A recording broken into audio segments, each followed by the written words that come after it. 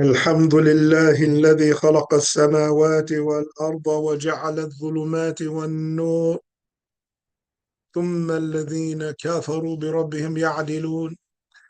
الحمد لله الذي أنزل على عبده الكتاب ولم يجعل له عوجا. الحمد لله الذي هدانا لهذا وما كنا لنهتدي لولا أن هدانا الله. لقد جاءت رسل ربنا بالحق. نعم. I apologize, brothers and sisters. I was preoccupied. The class was not canceled. Alaikum salam wa rahmatullahi wa barakatuh. And I think our elders who are at the masjid, where's the youth? Where are the young people at? Well, I guess they were here, thought the class wasn't here. The youth were here, mashallah. But we're also talking about the brothers that are 30 and 40. So we have the youth coming, those who are still teenagers and preteens. We have our elders here, those who are 50 and above. So we're looking for those in between that to be coming out too. So yeah, we're in Umdatul Ahkaam and we're in the fourth hadith the Sheikh explaining, mashallah. But Amadou and both Muhammads, they were here already, mashallah. So it says, وفي الحديث الرابع, and in the fourth hadith, حديث أبي هريرة أو حديث أبي هريرة رضي الله عنه وهو العاشر من كتاب الطهارة. And it's the 10th hadith in the book of purification. الدلالة على أن هذه الأمة لها علامة يوم القيامة. It's the 10th hadith in the book of purification, and it is an evidence that this ummah has signs by which they are recognized on the day of judgment. وأنهم يأتون يوم القيامة غراء محجلين, and they're going to come beaming and showing spots of light, spots of whiteness on their body, من آثار الوضوء, from the signs of where they made wudu. Subhanallah. هذه علامة أمة محمد صلى الله عليه وسلم يوم القيامة. This is the sign of the ummah of the Prophet Muhammad صلى الله عليه وسلم. يحشرون غراء محجلين. They're going to be raised up, shining, and beaming من آثار الوضوء, from the signs of where they made al-wudu. Now, والغرة أو غرة في الوجه, the brightness of the light. وتحجيل في اليدين والرجلين. So the غرة is a beam or a light or an illumination in the face. والمحجلين, that's the beam or the light or the distinction in the hands, meaning from the fingertips to the elbows and the two legs, talking about the places in which wudu was made. أي لهم أنوار في وجوههم وفي أيديهم وأرجلهم من أثر الوضوء الذي فعلوه في الدنيا, meaning that they will have lights beaming from their faces, in their hands and their feet, from where they used to make wudu, from the wudu they used to do in the dunya. So this is for those who don't pray and those who miss the salah, they're missing this. And also it shows that the one who doesn't pray, he will not come Yawm al-Qiyamah with this sign. He would not have this distinction of the Ummah of Muhammad, because this distinction is made for wudu that the people are making for the salah. So the person that doesn't make salah doesn't make wudu. So how could this individual come Yawm al-Qiyamah من الغراء المحجلين. وفي حديث الذي رواه مسلم, and in the hadith that was collected by Imam Muslim, تبلغ الحلية من المؤمن حيث يبلغ الوضوء, and the adornment of the al-mu'min, the adornment of the believer reaches wherever his wudu reached. Now, يحلون بحلية مما أعده الله لهم من الجنة إلى نهاية الوضوء نهاية الوضوء مواضع الوضوء. So they will be adorned from that with that which Allah Ta'ala has prepared for them in Jannah from the beginning of the place where they begin to make wudu to the end of the place where they made wudu. وفي رواية Muslim, and also in the narration of Muslim, أن أبا هريرة كان يبالغ في الوضوء من أجل هذا الحديث. That Abu Huraira used to increase in his wudu, because of this hadith. فكان إذا غسل يديه بالغ حتى يكاد يصل المنكبين. So when he used to wash his two hands, he used to increase in that to the point he almost reached his shoulders, or he reached his shoulders in making wudu. Now, وهكذا في رجلين, and like that in his two legs, he was to wash all the way up to the shins. يبالغ في غسل الساق, يبالغ, and to the point he washed the shins with it. Now, ويرتفع في الوضوء, and raise up in washing in wudu. وهذا الذي فعله أبو هريرة اجتهاد منه, and this is what Abu Hurairah did, is what? Is ijtihad from him, his own ijtihad, his own intellectual deduction. والصواب خلاف ذلك, and the correct is the opposite of that. الصواب أنه يكتفي بغسل المرفقين والكعبين, and the proper thing, and this is what we study in fiqh called فهم الصحابي, the understanding of a companion. So if the companions, we talked about the 5 things, the sharia, so this is not ijma'. So if we find that another companion differs with this or didn't agree with that, then we look at who had the evidence. So the Prophet ﷺ, the one that this narration was given to him by Allah subhanahu wa ta'ala, because the sunnah is revelation, he taught this to his ummah, but he himself only went up to the 2 elbows, and to the shin, the ankles and the heels of the feet. You can go up. Huh? If you want to. If you want to, but it's better Don't to want. stick to what the Prophet ﷺ did. Nah. Let's say non-Sahabi. Yeah. Because this is just a Sahabi, when he heard that, this is what he did. Remember, we said this, who remembers? We said there's 2 understandings of, so whoever wants to increase his shining Yom Al-Qiyamah, let him increase in his wudu. And we said it was 2 understandings. Who remembers?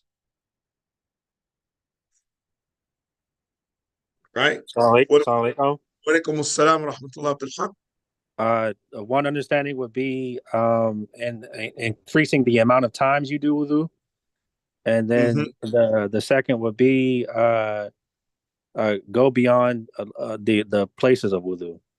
Nah. So the increasing the amount of times, meaning that increasing in the prayers that a person prays, and increasing in making a new wudu, even if a person didn't break his wudu. You know, this is a sunnah to make a wudu, even if a person didn't break it.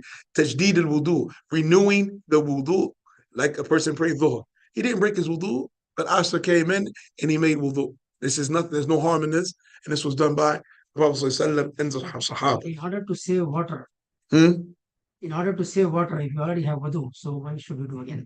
Huh? In order to save water. Because of this hadith. No, but you can save water, right? That is also a good deed. Yes. Saving water also is a good deed. Nah. Then you know the problem of water everywhere. Nah. So if you already have wudu, Nah. I think if you don't do it, it's good. Well, we can't say that. Why? Because we know that even during that time, the Prophet ﷺ and the Sahaba would make tajdeed al-wudu even when they had wudu. So if the Prophet did it, the Sahaba did it even in their time living in the desert where it was scarce, then they preceded us to it. So it must be good in it because they did it. So even for instance, the sunnah of washing the 3 hands has nothing to do with wudu, but they still wash their hands 3 times. That's sunnah, except for the one after waking up, which is fard. So increasing in wudu, the best way to increase in wudu is to increase in optional prayers. So a person's making wudu because he's going to pray sunnah, because he's going to pray duha, because he's going to pray the sunnah mu'akkada around the 5 prayers, and other than that, istikhara. And we really have to pray istikhara more. We really have to seek Allah's guidance before doing. The Bible says, "Idha hamma ahadukum bishay'in." If any of you really considered or determined to do a thing, فَلْيَرْكَ رَكْعَتَيْن, then let him make 2 rak'at. وَيَسْتَخِرْ رَبَّهُ, and he seeks guidance from Allah subhanahu wa ta'ala. يَسْتَخِرْ is from khiyar, to seek what choice is best from his Lord. And the proper understanding of istikhara is after the person has decided which of the 2 directions he's going to go in. It's not in order for him he doesn't know which one to do. No, the Prophet said, "Idha hamma ahadukum." Hamma meaning you've decided this is what I'm going to do. This is what I'm going to do. You go or not. Yeah. But you have decided already. You have already decided. Yeah. This is istikhara will reveal you. Yes. No, you will see in the dream and all this. Deciding whether to go or not to go. No, you've decided to do it, but you don't know if it's good or bad. So you had 2 choices. Should I go on Umrah, or should I make this investment? This person has made Umrah before. So now, okay, this money, I could use it for this investment, I could use it for Umrah. You know what? I'm going to make Umrah. So now he says, I'm going to make Umrah. Then he says, I make istikhara. So he makes istikhara, and it's not seeing a dream. But what happens is that once a person makes istikhara, he begins to try to do the thing that he decided to do. If he finds obstacles, things that are preventing him to do it, not normal obstacles. Don't run away from normal obstacles. I'm talking about obstacles like, this is so difficult. Why? It's like strangely difficult for to do it. Then this is your answer to istikhara, and you won't be able to fulfill it. That's the answer to istikhara. No, not seeing a dream or something like that. I'm intending to go to India. No. So, do I do istikhara? Yes. The Prophet said, إِذَا هَمَّ أَحَدُكُمْ. Yeah, if you intended to do it, فَلْيَرْكَ رَكْعَتَيْن, then he should make rak'ah. No. How common in the Muslim community? It's very common. The istikhara. I don't. I'm Sorry. aware of that much. Like I'm hearing much more here. Yeah. Istikhara is very common, but the istikhara is a different belief there. Back home. Yeah. So it will reveal to you in your dream. Yeah. And you know, it's is it right still or not? common. Yeah. It is still common for marriage. Yeah. Marriages. For marriage, yes. Everybody faces istikhara about marriage, right? So I'm not going to finalize this. Yeah. Until I It's wrong, right? It's the wrong way. No. I mean, good intention people, they Yeah. do istikhara, and they think if they feel inclination to it, they will go for it. If not, they not. Yeah. Yeah. But see, once you have decided to go for it, Yeah. then you have to do istikhara. Or once you have decided not to go for it, Make istikhara. Here, what is happening is not decided, intending to. Yep. Yeah, but what is happening is people Yeah. they just let me do istikhara first. Yeah. That's what they say. Before making a decision. Before making Yeah. decision. Yeah. Then they The say, Sheikh is right. istikhara, that's it. We are not going to do it. They think that istikhara. A lot of people think that istikhara is to guide them to a choice. Yeah. Like, I'm confused. Which one should I do? The Prophet said, "Idha hamma ahadukum." If you made the decision, That's the difference. you made the decision. You're not confused. You made the decision, but you still don't know the decision that I made. Is this good for me? It may not be good for me. So I'm going to ask Allah, oh Allah, is this good for me? Allahumma inni astaghfiruka bi'ilmi. وأين استخارة from the khiyar. واستقدرك بقدرتك. I seek your choice by your knowledge, and I seek your to enable me by your all compassionate ability, right? And continue to make the dua istikhara, and then after that, إذا كنت تعلم أن, and you name it. If you know if this issue is good for me, في ديني ودنياي وعاقبة الأمر فاقدره لي ويسره لي. If you know that this issue is good for me in my deen and in my dunya and in my hereafter, then decree it for me and make it easy. This is what فاقدره لي ويسره لي. Decree it for me and make it easy for me. وإن كنت تعلم and that this issue, and if you know that this issue شر لي في ديني ودنياي ودنياي وعاقبة أمري فاصرفني عنه واصرفه عني. But if you know if this issue is bad for me in my deen and in my dunya and in my hereafter, then turn it away from me and turn me away from it. وَقْدِرْ لِيَ الْخَيْرِ حيث كان, and decree for me what is good no matter where it is, وَأَرْضِينِ بِهِ, and make me pleased with it. Because what? Sometimes things are good for us, but we think they're bad because it's not what we wanted. And that's why one of the Salaf used to say what? He said, إِذَا دَعَوْتُ اللَّهَ فَاسْتَجَابَ لِي فَرِحْتُ لكني إذا دعوته فلن يستجب لي. How can I say? فرحت شديدا. He said, if I make dua to Allah and He answers me, I become happy. But if I call on Allah and He doesn't answer me, I become ecstatic, really happy. He said, because when I call on Allah and He answers my dua, I know He gave me what I wanted. But if I call on Him and He doesn't answer my dua, I know He's going to give me what He wants, and what He wants is better than what I want. Nah. You gonna say something, Sheikh? Yeah, I'm a little bit still the question. Mhm. Istikhara is who do the istikhara, like third is meeting a guy Mm-hmm. and or guy marrying a guy. Who the istikhara, that's the concerned party or their Mhm. parents or their who do this take. No. Well, the parents, because their acceptance is being sought. So yes, the parents, should we accept this boy? Same thing with the parents of the boy. Should we accept this girl? So because they're involved in the choice. So if the parents decide, yes, this is a good boy for our daughter, and the boy's parents decide, yes, this is a good girl for our son, and they make istikhara based on they have part in the choice of agreeing. And then the boy and the girl, they make istikhara on also, they both have to accept the proposal of each other. So everybody in that situation, One came out positive, one came out negative, then what you do? the one who is going to be actually in the situation, their result is the result. However, is the correct result. But also the parents, if their decision is against the because they at this point still have say so. If their istikhara is that no, we shouldn't go forth with it, they go towards what they decided on. Remember, either the parents decided yes or no. So once they make decided yes or no, then they make istikhara about their decision. And if they make istikhara about their decision, what happens? They go towards the decision that they made. And then either it's going to be made for yes, decree it for me and make it easy. So if we find it's difficult, it's not happening, problems are popping up, things that are not normal, right? Or unforeseen. Then at that point they say, okay, it's not. The bottom line is Mhm. decision you have to make it and then do the istikhara. It's kind of dua. That's it. Yeah, and trust Allah. The thing is that like I'm from Pakistan, illiteracy is pretty high, especially in the villages, right? Mhm. People don't know how to pray properly. Right. Yeah. Right. These are the thing is really a secondary. The first thing is how to pray.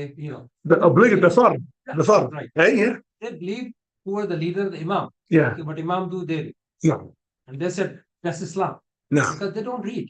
Nobody, Subhanallah. including myself, right? No. Imam Allah honor do you. this way, do this. Okay. Yeah. So the thing is that things get very complicated if you try to tell these things, the people who have no idea. I was telling you, just give you this simple example. Mhm. Ignorance of me only, even my parents also. Mhm. I did not know Tahiyatul Masjid utilized come over here. Right. I didn't know Understood. that. No. We went to the masjid, we pray, but we never know Mhm. Tahiyatul Masjid is something. Yeah. And I was born Muslim. No. Understood. Understood. So No. the thing is that a lot of things you don't know, No. and people say, oh, you must do that, you must. You Mhm. have no idea, that. No. Yeah. The thing So. is that in Pakistan, Uh-huh. there is no custom of doing Tahiyatul Masjid. Mm. Huh? Your dad knew this. Yeah, but Your dad knew this because he even told me that in one of the masjid, he went and spent the night. And the people over there, they prayed tahajjud. And after that, they slept a while on the right side. And then they prayed subah, Mhm. fajr, Mhm. sunnat. And then fine. Mm. But as much they already did probably. No, that- And they came in first time. I mean, this is the knowledge his dad had, but the custom all over the place is not there. Mm. In the masjid he went, they were so particular about it. Even Yeah. India, even India, I same was thing. wondering about it, you know. Mm. In that masjid, which he told me, Mhm. is that he went to a masjid in one of the places in Karachi, Yeah. spent the night, and he saw what I told you. Mm. And I was so astonished. Yes. You know, they were sticking to the proper steps of the Prophet Sallallahu Alaihi Wasallam. MashaAllah. You know? MashaAllah. Yeah. Yeah. Yeah. I was so astonished at that time. You know? Yeah. It differs. It differs from And I time. knew that before. Yeah. That Prophet used to do like this. Yes. Pray tahajjud. Lay on his right side on until the right adhan. side, and then as soon as the azan makes, he makes Yeah. And make the sunnah. Sunnah, and Yeah. then And then praise the Fajr. Nah. the Fajr. So with Goes to the Fajr. Goes to nah, nah. So the issue with that is the levels of knowledge differ from place to place. Yeah. Right? So the where it lacks the most is where it needs to be taught the most. Right? Of course, as you're pointing out, al-muhim fal-aham. The important things, then the most important things after. This is how it's taught. Allah Ta'ala said, what? ولكن كونوا ربانيين بما كنتم تعلمون الكتاب وبما كنتم تدرسون. Allah said, be ربانيين. ربانيين. Ibn Abbas giving tafsir to this ayah, he said, الرباني هو الذي يعلم صغار العلم قبل كباره.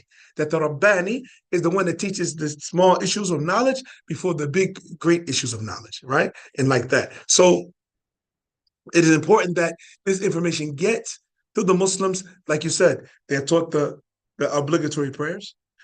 It's no issue, real big issue in Muslims being illiterate, because the Prophet said, Nahnu ummah ummiyya. He said, we're an illiterate ummah, right? Allah Ta'ala said, that Allah Ta'ala ba'atha fil ummiyina rasulan minhum. He sent to the illiterates a prophet from themselves. The Prophet ﷺ was ummi. The Prophet was illiterate. So it's not an issue. But the issue is that what? The diligence in learning. Because the deen was transmitted by the talaqqi. The deen was translated verbally before written. It was translated verbally first. So the people who want to learn, they have to go and listen. It's not important. As a matter of fact, compiling books began in the 5th century of Islam. 5th century, compiling books. And in the beginning, it was a disagreement between the scholars whether it halal or not. To compile books, right? Some scholars argue the fact that this person is going to compile ayat and hadith and say he wrote it. But that's why.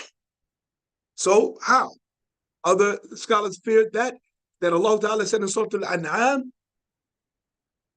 وَمَا قَدْرُ اللَّهَ حَقَّ قَدْرِهِ إذ قالوا ما أنزل الله على بشر من شيء قل من أنزل الكتاب الذي جاء به موسى نورا وهدى للناس تجعلونه قراطيس تبدونها وتخفون كثيرا. And they have not given Allah his due right when they said Allah has not sent down any revelation upon any human being.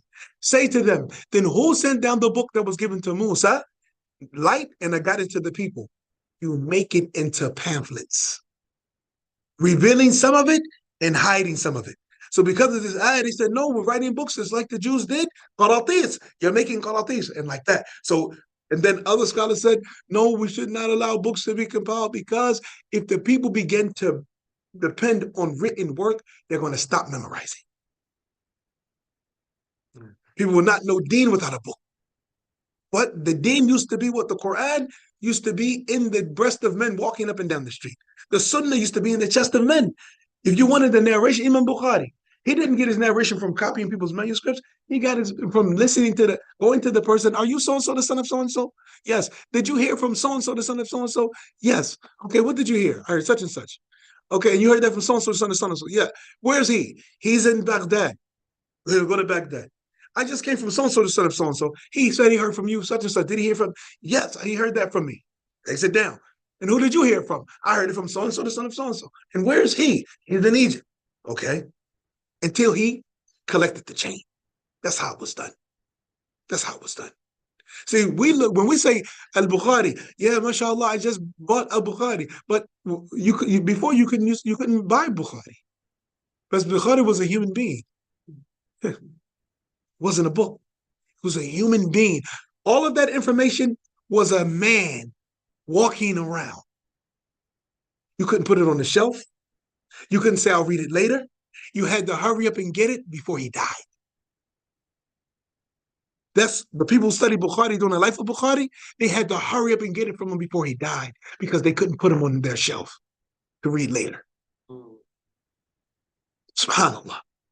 So then when it got into a book, we say, 20 years, compiling, traveling, and like this. Today to be put on the shelf. SubhanAllah. You know, so that, you know, is Still, it is the most authentic book. Yes. Yeah, that sentence, I know many scholars say it, a lot of people say, I don't like that sentence because it's nothing compared to the Quran. No. Yeah, but it's famous. But I like to say that it is the most, even like Imam Nawawi, he used the best terminology. He says, وَهُمْ أَصَحُّ الْكُتُبْ مُصَنَّفَةً, that they are the most authentic authored books. Authored, meaning human being. So they're the best. The Bukhari and Muslim, he said they are the best or the most authentic books that were authored. As for the Quran, there's no comparison to the Quran because it's all wahi. There's no such thing as a da'if ayah or something like that. Nah. So Hadith also is wahi, right? yeah, it's definitely wahi. Yeah, it's definitely wahi. Qudsi is wahi. Yeah, all hadith is wahi. All hadith is wahi. But hadith Qudsi, directly from Allah. From Allah subhanahu wa ta'ala. Oh, the Sheikh, Sidli. We have a woman, we have a question here. Abu Rumaysa, what were you saying? Nah, I mean, it was the misconfusion in regards to whether the istikhara is made before the time of the istikhara. But if you look at the Arabic, right, along with the hadith, ahammu ahadukum, well, if the Arabic though had an amr, faqadduruhu li, wa yassiruhu li, right? This damir huwa, or damir hu, it points to a singular. Yeah, the pronoun. It points to singular, so it can't be multiple things that you're undecided about. It has to be one thing that you've made a decision on. And Good point. You make istikhara on it. So I was just trying to make sure this is correct or not, So No. Faqdirhu li. Then make it. So it means you made a decision. So if this is good for me, then decree it for me and make it easy for me, the thing that I've decided on. Because if you haven't made a decision, how can you say make it easy for me and you haven't even decided on what thing you're going to do? So whatever I decided, decree it for me if it's good for me and make it easy for me. And make it easy. That thing that I've decided to do. That thing that I decided to do. But even if that is so, if you have not yet decided, but you want to, you can make simple dua. This is beautiful. This is a good point. Okay, so let's say, as Sayyid is saying, okay, what if you can't decide? So then you just can make dua for guidance. Make dua for guidance. And then if you feel like you've inclined towards something and may decide, okay, I think this is the best decision. Then after that, you can make istikhara to make sure this is a good point. Because istikhara being legislated does not take away just asking Allah for guidance about any and everything you want to do, especially when you were confused. Nah. But, it's not mandatory, right?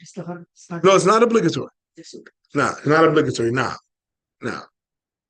My question about the talk about Bukhari, and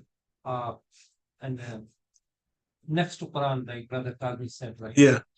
So we always say Quran and Sunnah. Nah. Quran, we know the book is here, right? Yes. What is Sunnah? Where does Sunnah book come from? The hadith. It comes from the collections of the statements of, Hadith. Yeah. But Bukhari did.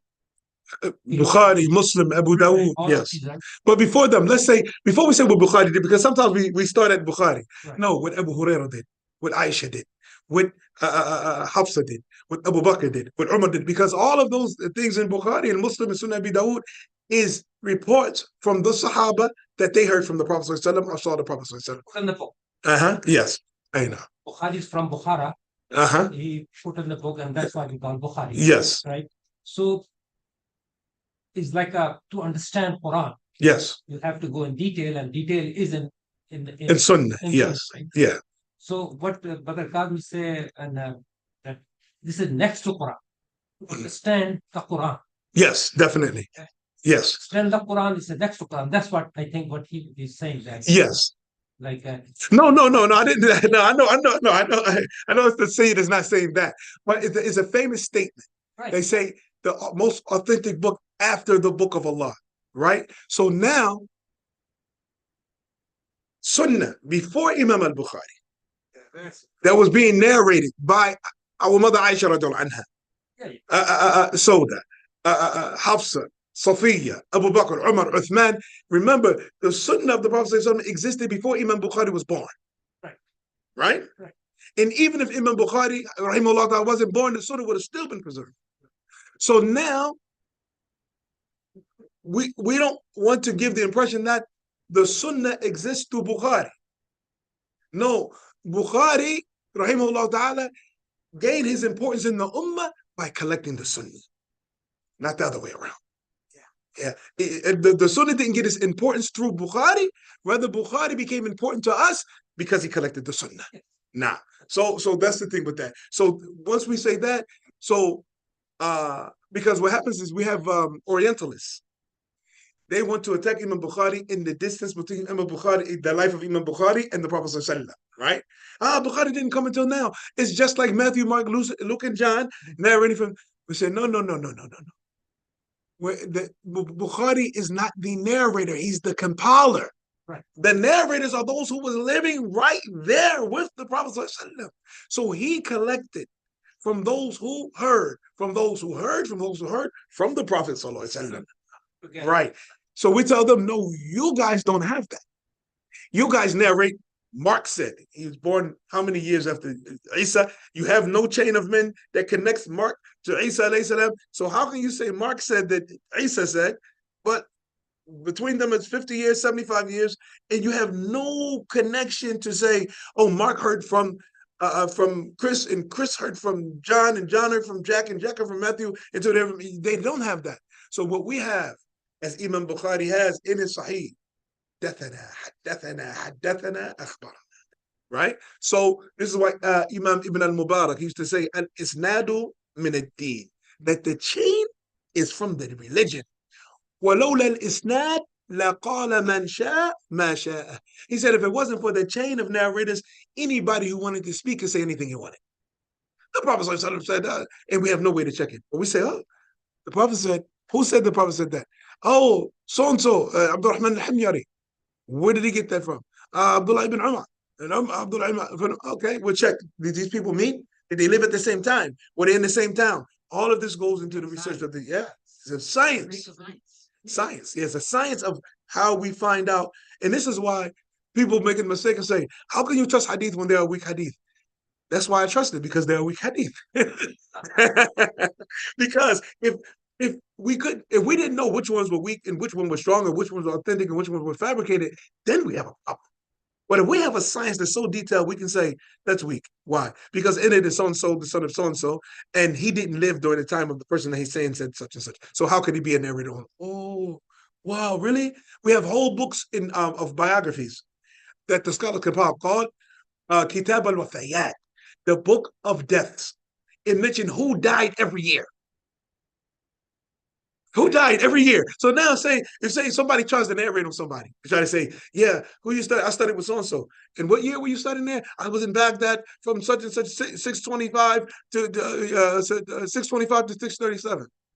Well, that's funny because the person you said that you studied with, he died 622. You were there from 625 to 637. He died 622. So how could you be his student? Or how could you say that you heard from him when that person, where were you? Oh, I was in Misr. Well, the narration said that Imam so-and-so, that he was in Syria, and because he was very poor, he never got a chance to travel. So he benefited from scholars in his region. So how could you say so-and-so, he was a student of so-and-so, and he never left Syria, and the person was in Egypt, and he never visited Syria. So that science makes it very, very, mashallah. Hadith, yeah. Ilm al-Rijal, they have the science of the men. Where we know and critique the men and all like that. And this science is very, very well established by the scholars of India and Pakistan. They're at the forefront of this science. The scholars of India and Pakistan. Yeah, Ahl Hadith. In India and Pakistan, they're at the forefront of this science. Alhamdulillah, Rabbil Alameen. Actually, the recent past, Sheikh Albani is Books of hadith. Nah. leading scholar of hadith. There may be more. Even he's depending on those scholars. Yes. Yes. Even Sheikh Al-Albani is depending on scholars. If he's not depending on them directly, he's depending on their works. Because many of them preceded Sheikh Al-Albani. Nah. So, he said this is from the ijtihad of Abu Hurairah. And the correct position is sufficient to go up to the elbows and up to the ankles and heels. ولا حاجة إلى أن يزيد إلى المنكب أو إلى ركبة لا فالسنة الاكتفاء بفعل النبي صلى الله عليه وسلم. This is very important. He said, and there's no need to increase to the shoulder or to the knee. No, the sunnah is sufficient. We make sufficient what the Prophet did. Sallallahu Alaihi Wasallam, يغسل رجلين مع كعبين ويدين مع المرافق. So he washed the 2 feet with the ankles and heel, and he washed his hands up to the elbows. فلا يطول إلى المنكب أو إلى الركبة. لا. So we don't go up and beyond that. Is there any hadith that says that they have chosen people are walking towards On the mahshar? Yeah. Their faces and the parts which they used to do wudu will shine until the water reaches them, until the water. Yeah, well, that's the narration we just read. Yep, it will shine everywhere where the water reaches. And this hadith that you just showed me, mashallah, is also a beautiful hadith that the Prophet ﷺ used to teach the people istikhara, just going back about istikhara, the same way he would teach them surahs from the Quran. This shows how important istikhara was. He used to teach them istikhara the same way he used to teach them verses from the Quran. So it shows that the Prophet took time and said, and he taught the people istikhara. This is very serious. Now, so the dua of istikhara should be done in the qunut or while sitting? The scholars differ. So the scholars say it should be said after the tashahud, at the end of the prayer, right? Sheikh Ibn Uthaymeen, he explained it that way. He said it's said before the taslim. Other scholars say no, you say it after the taslim, because they differ. But the Prophet said at the end, at the end of the prayer, after the prayer. Does that mean after the prayer, meaning after all the prayer is finished, but before the taslim, or after the prayer, after the taslim altogether? So Shaykh Uthaymeen, rahimahullah, his opinion was that it's part of the prayer, so it should be done before the taslim, because once you make the taslim, you're not in the prayer anymore. Not in the prayer. So only things after the taslim is dhikr and not dua. That's some of the dhabt he put in that after the taslim is dhikr, before taslim is the dua. You're making dua. So you can make as much dua as you can. If a layman doesn't know the taslim. Yes. And this is from the hadith in Sahih Muslim of Ibn Abbas in Kitab al-Dhikr Dubur al-Salat. Kitab al-Dhikr Dubur al-Salat. The book of dhikr at the end of the prayer. But if a layman doesn't know the exact dua for the istikhara, no. Then he do in his own language? Yes, he does it in his own language, and he does it the best he can in the words he said. Hadith in Sahih Ibn Hibban, rahimahullah ta'ala, what happened? That one of the Sahaba was asked the Prophet ﷺ, Ya Rasulullah, what do you say? And the Prophet ﷺ said, what do you say? He said, I ask Allah for his forgiveness, and I ask him for Jannah, and I seek refuge from the fire. He said, وَنَحْنُ نُدَنْدَنْ حول ذلك. He said, we just saying a bunch of words that basically you summed up. That's what we're just trying to say, exactly what you're saying. So the Prophet left him saying, that means around that. yeah, around that. So he said, we're just going around exactly what you're saying. So the Prophet left him to say what came to him like that. So anytime, this is from Usul al-Fiqh, Allah Ta'ala said, فَاتَّقُوا اللَّهَ مَا اسْتَطَعْتُمْ. So fear Allah according to your ability as much as you are able. So now the layman, the illiterate person like that, not held accountable. رَبَّنَا لَا تُؤَاخِذْنَا إِن نَسِينَا أَوْ أَخْطَأْنَا. Right? Oh, our Lord, do not take us to account if we forget or make a mistake.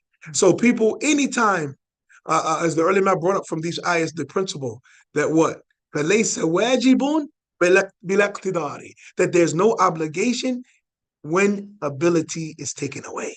Once the person doesn't have ability, then he's not obligated to it. The hadith of Amran bin Hussein in the Musnad of Imam Ahmad. He came to the Prophet complaining about hemorrhoids.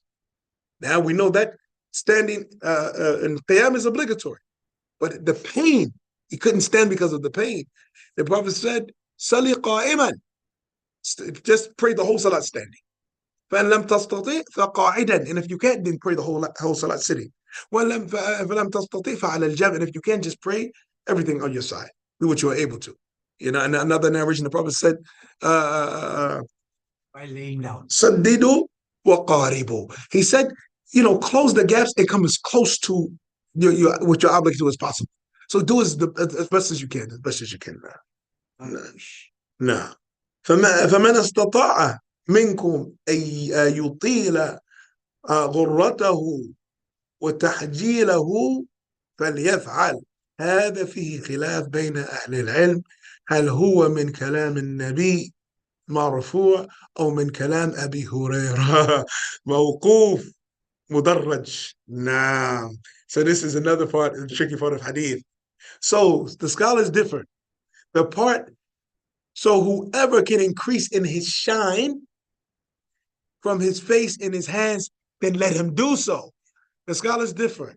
That part of the hadith, is it the speech of the Prophet ﷺ or the speech of Abu Hurairah? Speech of the Abu Hurairah or the Prophet? Did the Prophet, the Prophet said that my ummah will come with their faces and their limbs shining from the places of wudu. All right, that's agreed upon. The Prophet ﷺ said that. Abu Hurairah narrated. Then after they said, so whoever can increase in his في غرته وتحجيله فليفعل. So whoever can increase in that, then do it. That part. Who said it? Prophet ﷺ or Abu Hurairah. This is with the ikhtilaf, and inshallah ta'ala we'll take that next week in the class. What do you mean by ghurrati? The ghurra is the shine in the face. And the tahjeel is the arms and the legs. Or the feet and the hands. Yeah, tahjeel. No. You have that right. Right that part. No. وتحجيله. إذا غاين متضمة غرة فتاة.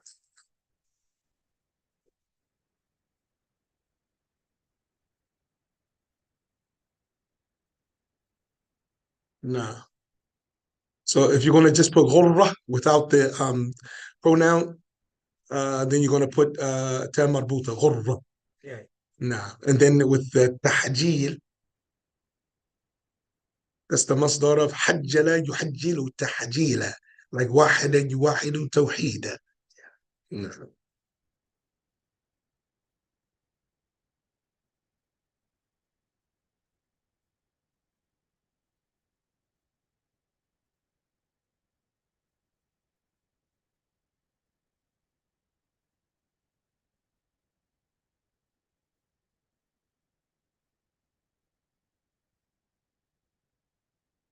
مدرج.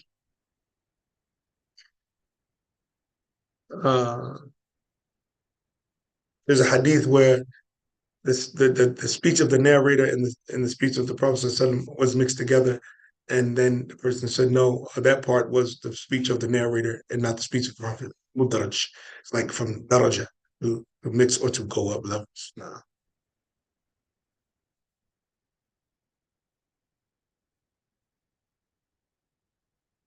Sheikh, الراء مشددة. نعم مشدد غرة. نعم إذا لا الشد مدرج.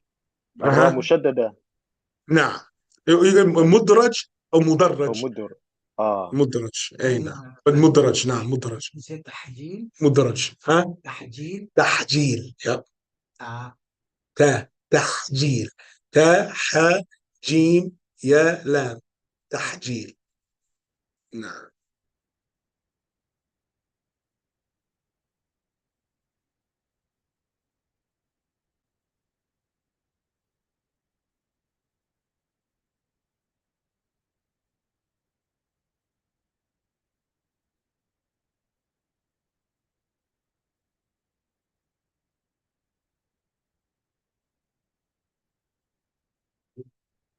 نعم أمين وإياكم. So we'll stop here inshallah. If there's any questions, statements, تفضل.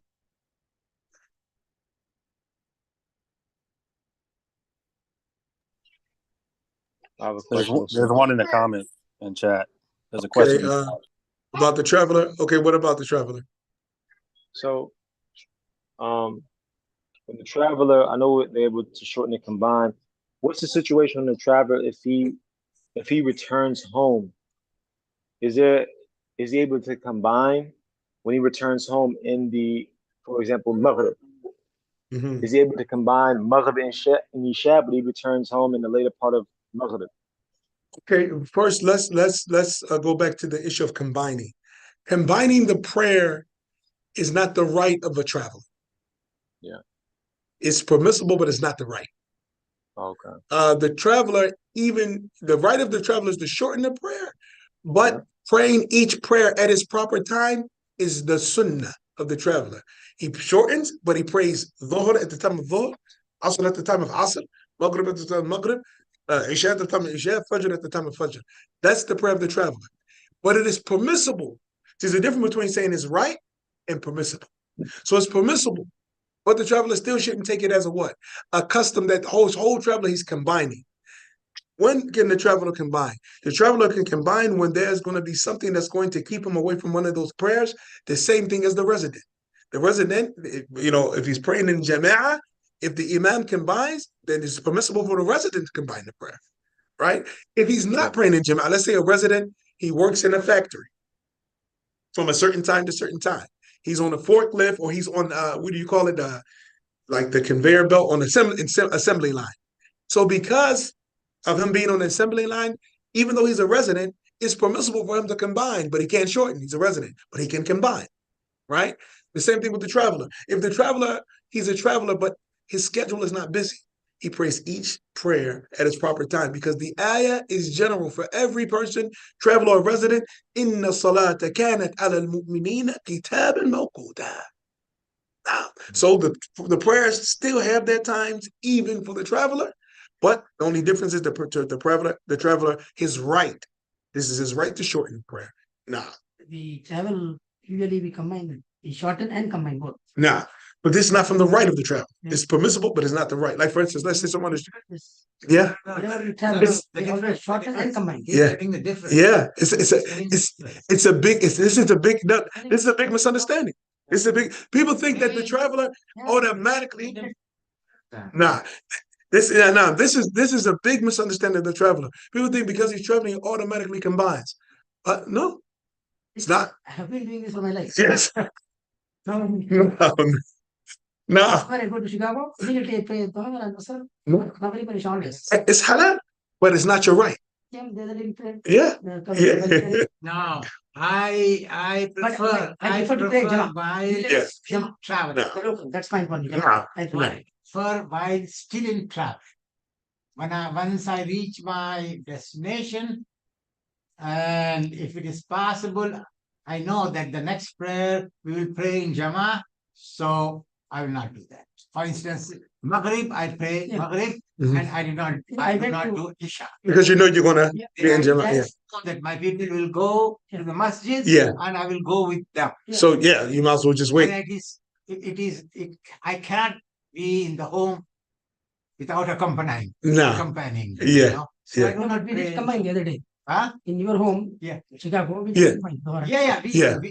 It's sitting in the home, we did combine. Yeah. Even though we could have walked to the masjid for Asr, Mhm. but we Yeah. still combine. Right. Still. But in Because reality, it's allowed, right? it's allowed, but in reality, the people should pray Dhuhr, short, 2 rak'at, And then wait for Asr. and then wait for Asr for That is 2 the right rak'at. procedure. Correct. That's the correct way. That's the correct way. However, if the traveler is now going to be busy in traffic, he's going to be in traffic, he needs to combine because he may miss the salah or something like that. So he should combine at that point. So so neither the traveler or the resident has a right to combine. Who has a right to combine the prayer? The people, the difficult. the people who are in a difficulty that are praying in the masjid. I made this mistake in Misr. We had a bad storm, right? So it's raining, so nobody's going to pray in the masjid like that. So I prayed in the house and I combined. And this happened a few times. It didn't happen a lot, but it happened a few times. So now, then, after studying more and learning more, I found out that no, because I wasn't going out, I had the right, because of the rain, to pray in home. The Prophet said, "Sallu fi buyutikum," pray in your homes, but I didn't have a right to combine. Because the combining was so that the people wouldn't have to come back out to the difficulty of going. They come out to the masjid, and so they combine in the masjid, and then they go back home and they've prayed both prayers. So they don't have to worry about that. So they combine at the earliest prayer, or they delay it and they combine both at the later prayer. But other than that, okay, now. But our salah is valid, right? Huh? Whatever we combine, it's valid salah. I mean, No, it doesn't invalidate prayer. No, it doesn't invalidate the prayer. allowed, but recommended is on time. As one of the Sahabas said, they said the Prophet ﷺ combined the prayer as a resident. بِلَا مَطَرْ وَلَا خَوْفٍ, without rain or fear. So these are the main reasons for combining: rain or bad weather in general, and fear. The fear prayer is combined, the rain prayer or the snow or the heat and like that is combined. Other than that, every prayer is prayed at its proper time, whether the person be a resident or a traveler. Nah. Is that another part to that question, Abu Rumaysa? No, that was it. I was just I know trying what to you're trying to say. if it was correct or not. If they like for one, yeah, you explain it, because the person who traveling when he returns home, but the combining has been explained, so it makes sense now. No, I mean, well, yeah. Oh, yeah, and if the person, let's say, if he's about to travel, but the time for the prayer came in before he began his journey, but he says he's going to pray when he gets to his destination. If the time for the prayer came in before he left out of the boundaries of his town, he has to pray 4, even if he's trapped. He has to pray 4 if it's a 4 rak'ah prayer. Can combine? Can combine? He can combine, but the prayer time that came in, he has to pray 4. Say I'm starting at Dhuhr time, so I prayed the whole 4. Can I pray Asr also? Yes, 4-4. Huh? 4-4. 4 travel can. Yes. Can combine both. Yes. Before the travel. Before you travel, yeah. Some people say, okay, after the travel start, then only you can combine and shorten. That's because they think that combining is the traveler. Combining has nothing to do with traveling. Remember, we have the hadith where the Prophet said what? The Sahaba said the Prophet combined the prayer as a resident. As a resident. So we know that if the Prophet combined the prayer as a resident, combining has nothing to do with traveling. We know that during the time of rain, the Prophet would tell the people to pray in their homes, or if it started raining when the people were already in the masjid, he would combine them as a resident. So combining has nothing to do with traveling. Combining the prayer has to do with difficulty and fear. So if you are traveling to Chicago at Dhuhr time, you can pray Dhuhr and Asr 4-4 and then travel. And then travel, yeah. Usually I pray Dhuhr because Even if it's not travel did Asr. not start. On the way I stop and pray 2 rak'ahs. Yeah. No. That sounds correct. Yeah. Yeah. I stop on the way. If you pray 4 rak'ahs Dhuhr before you leave, and then Asr comes in while you're on the road, you already I stop and pray 2 rak'ahs, yeah. And then come in, yeah. And before Yes. Yeah. That's also Yes. Both of them are correct. Yeah. Excuse me, what I did last few days before, Yeah. I was going to Ann Arbor, and there was, as soon as Zohar comes, Yeah. I prayed Zohar, and after that I prayed Asr. No. That there was not Asr time. No. Yeah, this is fine. This is fine. This is called al-jam wa taqdeem. You have jam wa taqdeem wa jam wa ta'khir. In the books of fiqh, you have the combining and advancing. So you're praying it, and you're praying one prayer in its time, the other prayer before its time. You're advancing that one. And then you have the one with ta'khir, where you delay the first prayer to the time of the second prayer, and you pray them together. Then you say, some ulama say, no, even when you combine, you have to pray each prayer in its time. Right? Some ulama say this from the Shaykh ibn Uthaymeen. They said, even if you combine, each prayer has to pray at its time. So the people said, how can you combine and pray each prayer at its time? The Shaykh said, he said, you wait until the first prayer is almost out. So when you begin praying it, by the time you finish it, the second prayer is in. He said that's how you combine praying the prayer in a proper time and combining the prayer and shortening it. You can combine them all together. So Amen. Yeah. if you are going in a car, Yeah. say it's Maghrib time. Yes. So shall we stop and pray Maghrib and Isha, or we go to destination and pray Maghrib and Isha? Again. Traveling to Chicago. Okay. It's Maghrib time on the way. Yes. It's 1 hour to reach our destination in Chicago. Yeah. So shall I stop and pray Maghrib and Isha on the way, or can I go to my destination in Chicago and pray Maghrib and Isha? Both of them are permissible. Hello? Yeah, both of them are permissible. Because if you're combining, then you can pray Maghrib at the time of Isha. Because you're going to pray them together. By the time I reach Chicago, the Maghrib time will elapse. Yeah, but you're combining them. Just like when you pray Dhuhr and Asr, you might delay Dhuhr until the time of Asr and pray them together. So you're praying now? Both ways are allowed. Both ways are allowed. Yeah. Yes. Yes. Yes. So you combine Maghrib and Asr in Maghrib, I think you said. So when you get to your destination, which one do you pay first? Do you pay Maghrib first, or you pay Isha? No, you pray Maghrib first. You pray them in order. You pray them in order. No. And then the only time that issue becomes difficult is when a person is praying in Jama'ah and he didn't pray Maghrib yet, and he gets to a masjid and they're praying Isha already. Then this is where the scholars differ. Should he, because the Prophet ﷺ said, "Ju'ila al-imam liyutamma bih," that the imam was there to be followed. So he said that. So if the imam is praying Isha, do I have to pray Isha or do I pray al-Maghrib? And if I catch them in the first rak'ah, and now Maghrib only has 3. So when he stands up for the 4th one, do I stay down tonight? Inshallah, when we get into that issue of combining, we'll get into those details like that. Anyway, yeah. هذا وصلى الله وسلم وبارك على نبينا محمد وعلى آله وصحبه وسلم والسلام عليكم ورحمة الله وبركاته. So inshallah tomorrow Jummah khutbah. Huh? Tomorrow inshallah you get a Jummah khutbah inshallah. Inshallah, I'm going to call Sheikh Abdul Basit when I get home and see what's going on with Masjid Umar. Okay, that is next week. Not this week. No, but Tomorrow. I'm not. I'm not.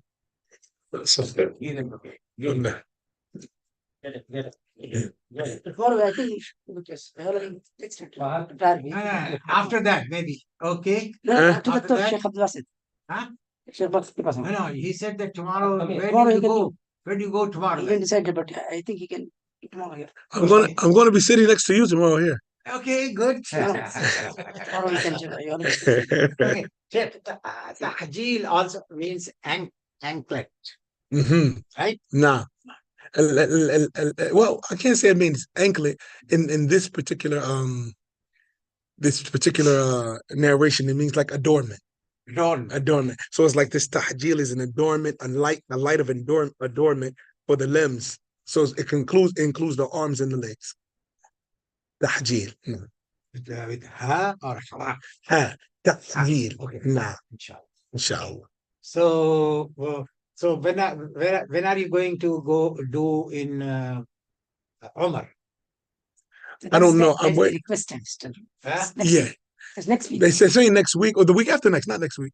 This week after. Sheikh Abdul Basit. And then they want me to go there Next week they want to. next week. Okay. We have to decide about that.